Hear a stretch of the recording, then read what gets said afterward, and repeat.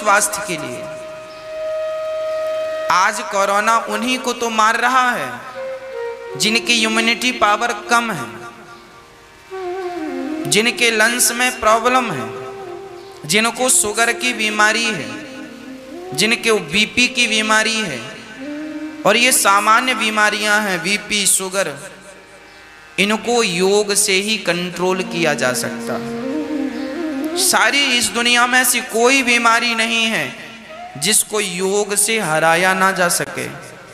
पर विडंबना ये है कि कोई योग करे तो। सवेरे उठना सबसे बड़ा योग है। सवेरे की हवा, स्वच्छ हवा, छत में चले जाओ और लंबी लंबी सांसें। ऑक्सीजन प्रकृति आपको देती है, शुद्ध ऑक्सीजन देती है। सुबह 5 बजे 6 बजे खूब गहरी गहरी सांसें ले लो, वही ऑक्सीजन है। भर लो अपने अंदर, भर लो अपने अंदर सवेरे की हवा, वो आपको बीमार नहीं होने देगी। सवेरे की ऑक्सीजन शरीर के रोम रोम में। सवेरे छत में बैठकर भस्त्रिका प्राणायाम कर लिया करो, खूब गहरी सांसें लो, गहरी सांसें, फिर छोड़ दो, फिर लो, फिर छोड़ दो, फिर लो, फिर छोड़ दो। हम 1 मिनट तक श्वास लेकर 1 मिनट तक अपनी श्वास को रोकते हैं। हम 1 मिनट 60 सेकंड तक हम अपनी श्वास को रोक लेते हैं। आप अपनी क्षमता नाप लीजिए, आप कितनी देर करते हैं। श्वास भरो, रोक लो, अभी अंदर है श्वास।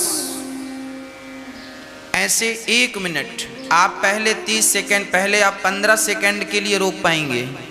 अभ्यास करेंगे तो 30 सेकंड के लिए रोक पाएंगे। अभ्यास करेंगे तो फिर 45 सेकंड रुकेगी, और अभ्यास करेंगे तो 60 सेकंड, और अभ्यास करेंगे तो आप 1.5 मिनट तक रोक सकते हैं। और अधिक अभ्यास करेंगे तो 2 मिनट तक आप अपनी प्राणवायु श्वास रोक सकते हैं। हमारे ऋषि मुनियों का अभ्यास ये था कि वो महीनों महीनों के लिए अपनी प्राणवायु रोक लेते थे। ये योग का ही तो चमत्कार है।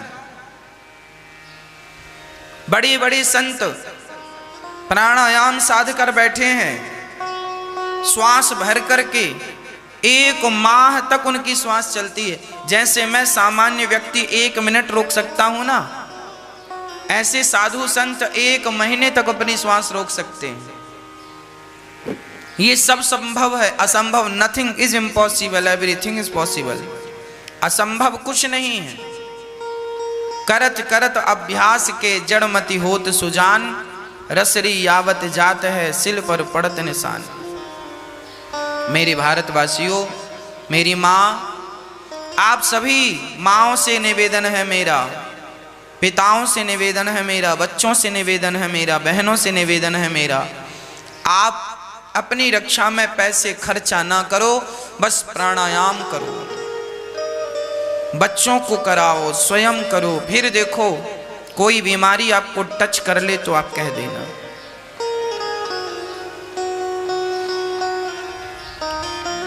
सुखदेव जी कहते हैं, राजन, अच्छा प्राणायाम करने से एक फायदा और है, शरीर तो स्वस्थ रहता है, आपका मन भी वश में होता है। ये जो मन की चंचलता है ना, मन की चंचलता योग करने से शांत होती है। मन बिल्कुल स्थिर हो जाता है, आनंदित हो जाता है। हाँ, आप जब ये कोरोना काल समाप्त होगा, आप आएंगे, फिर मैं आपको योग कराऊंगा, आपको उस आनंद की अनुभूति कराऊंगा। आप जब आएंगे नेक्स्ट, ये सब स्थितियां सामान्य होंगी, तब आप आए, हम आपको योग करा के आपको उस आनंद की अनुभूति तक ले जाएंगे, जिस आनंद की अनुभूति को हम प्राप्त करते हैं। ये भी एक सुख है, आनंद है। सुखदेव जी कहते हैं, राजन, सत्यां क्षितौ किं कश्यपो प्रयासैर् बाहौ स्वसिद्धेयुपबर्हणे किं स सत्यंजलौ किं पुरुधान्यपात्र्या दिग्वल्किलादौ सत्य किं दुकूलैः। सुखदेव भगवान कहते हैं, राजन हमें ज्यादा हाय हाय नहीं करना चाहिए, जितना विधाता दें उतना रखो। पर मैं यहां एक बात और कहूंगा सभी से, आप अपने जीवन में इतना धन जरूर कमा लीजिएगा समय रहते कि आप अपने लिए एक घर बनवा सकें। आपका अपना एक घर होना चाहिए। हम तो निवेदन करते हैं भगवान से, बिहारी जी सबके सिर पर छाया खुद की हो, छाया किराए की ना हो। आप समय रहते अभी जवान हो, कर रहे हो। कुछ लोग ये कहते हैं करते रहो, किराए के मकान में रह आएंगे। किराए की जिंदगी ठीक नहीं है।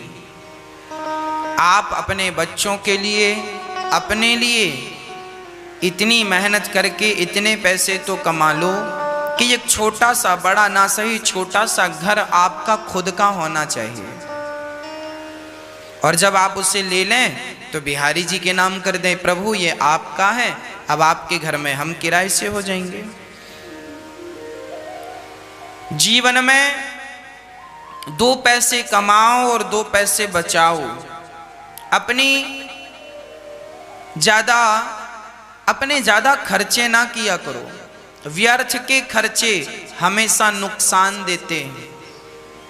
जो पैसा कमाओ उस पैसे में आधा पैसा आधे से ज्यादा बचाओ और 20% 30% पैसा खर्चा कर लो। जो भी जरूरत है वो भी फिजूल नहीं, व्यर्थ नहीं।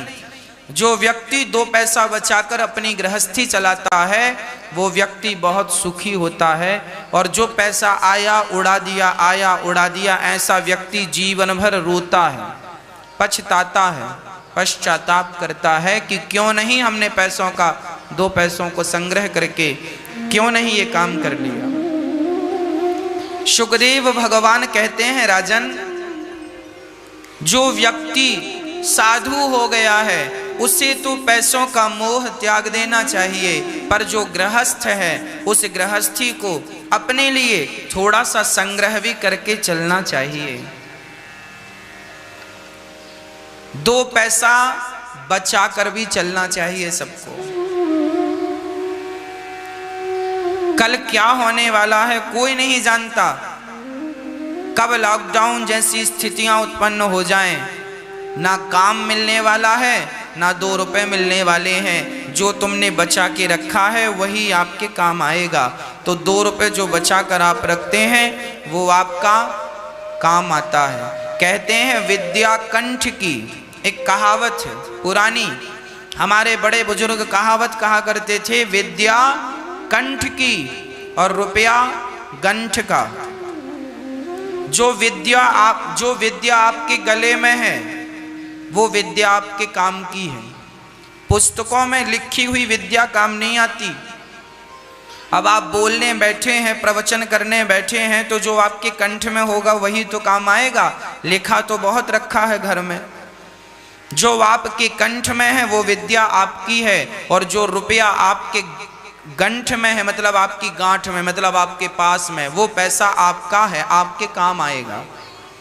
इसलिए विद्या कंठ की, विद्या कंठ में बिठाओ और रुपया गंठ में अपने पास संभाल कर रखो, बैंक में रखो, संभाल कर रखो।